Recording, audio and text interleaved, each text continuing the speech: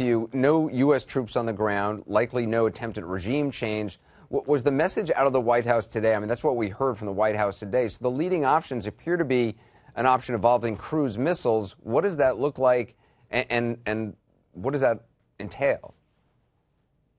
Well, specifically, it's a confusing message. If the message is we want to attack Assad's ability to conduct military operations, and there will be a punitive operations through the use of precision strike, whether they're from sea-based or from submarine or from land-based capabilities.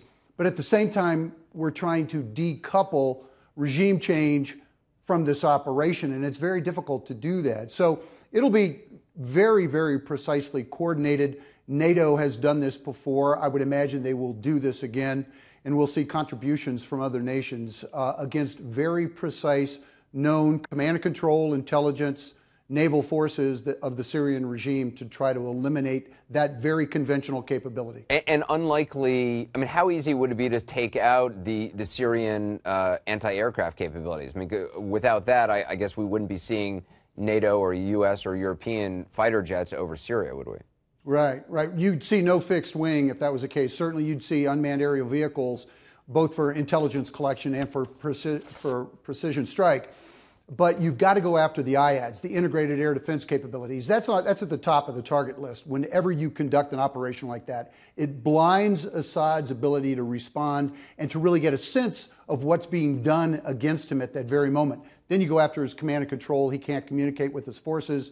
Then you go after some of his forces that could take the initiative and respond independently, like naval forces and the air forces as well. Chris, you authored a study back in July, which Senator McCain has referenced while making the case for intervention. And your study outlines how the U.S. could degrade Assad's military relatively on the cheap, specifically with cruise missiles. I know you've since changed your thinking. You now say a limited strike is the dumbest of all actions. Explain that. Well, a limited strike in the absence of service of a strategic objective is the worst of all options.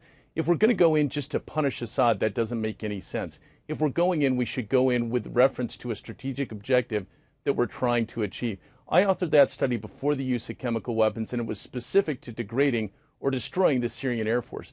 That mission is a very easily accomplished mission, but that's only part of the mission that we have now, or part of the options that we have. Our strategic interests go far beyond simply seeing Assad stop using his Air Force to attack civilians. We have to deal with the issue of chemical weapons.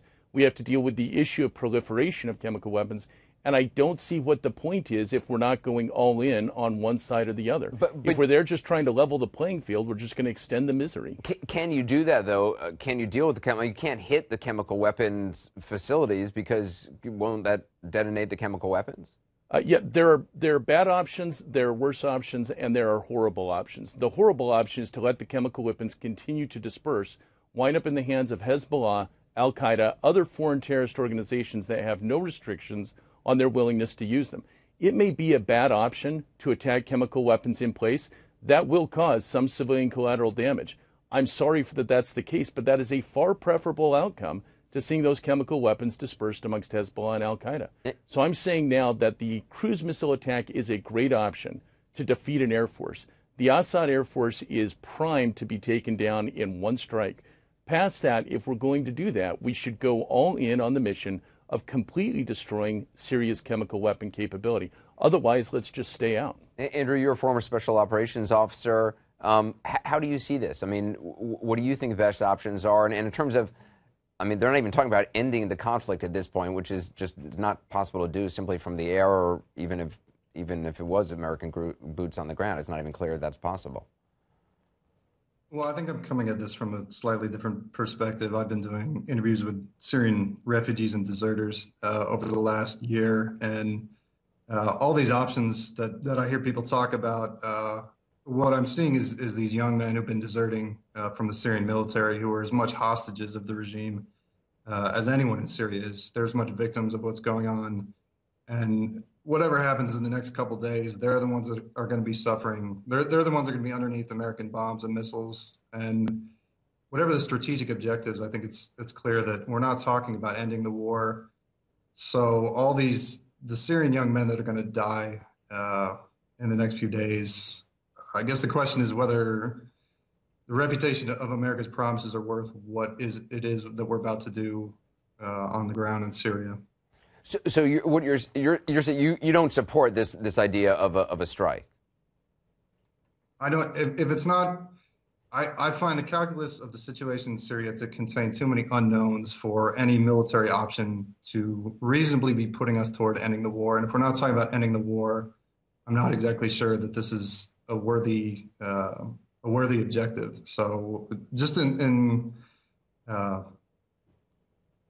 light of ending the misery in Syria, I just don't think this is going to put us forward one bit, and it's just going to complicate whatever the next chapter is. General Marks, do you see this as ending the misery in Syria, or as even a step in that direction? I mean, even if it cut out chemical weapons, 100,000 people have been killed by means other than chemical weapons. Anderson, here's the confusing part, is that if we want to be punitive against Assad and we're going after his ability to employ his conventional military forces and to deliver chemical weapons, that will do nothing to eliminate Assad and his regime. We learned this lesson in Iraq when our initial mission was to remove Saddam.